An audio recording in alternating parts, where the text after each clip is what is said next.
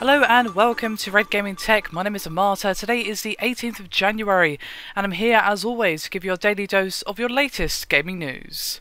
This time I'm here with the latest news from Thief, as Eidos Montreal has been very kind to provide the internet with the PC requirements for, of course, the PC version of that particular game.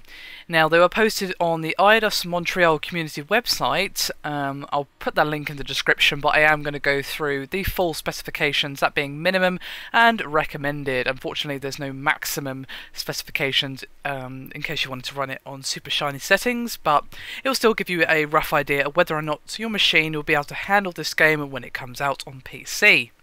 So, first things first, of course, is the minimum system requirements, and the OS has to be at least Windows Vista with platform update, a high-performance dual-core CPU or quad-core CPU. Unfortunately, they haven't provided an example here. They have with the recommended, so it might still give you an idea, but I'll discuss that in a minute. RAM is 4GB, and graphics card has to be at least a AMD Radeon 4800 series or an NVIDIA GTX 250.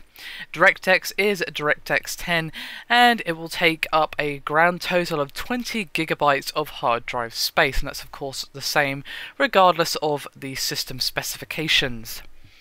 So, for the recommended specs, we have an OS recommendation of Windows 7 or 8, a CPU of AMD FX 8000 series or better, or an Intel i7 quad-core CPU. So while that's recommended, if you just sort of downgrade that a little bit, you get a more specific requirements for the minimum. RAM is 4+GB, so you probably want to have at least 8GB. Given that they haven't really specified, I think 8GB is probably a good shout.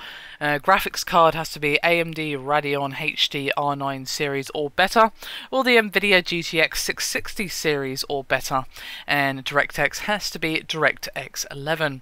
Now, of course, all versions of the game are coming out at the end of February, so it's not all that long at all until we finally see this game come out. Now, hopefully, we'll be able to get our hands on this particular game so we can show you guys the graphics in their full unadulterated, PC glory, but it still sounds like I think most machines are going to be able to run this. It's just on higher graphical settings where you might run into some problems.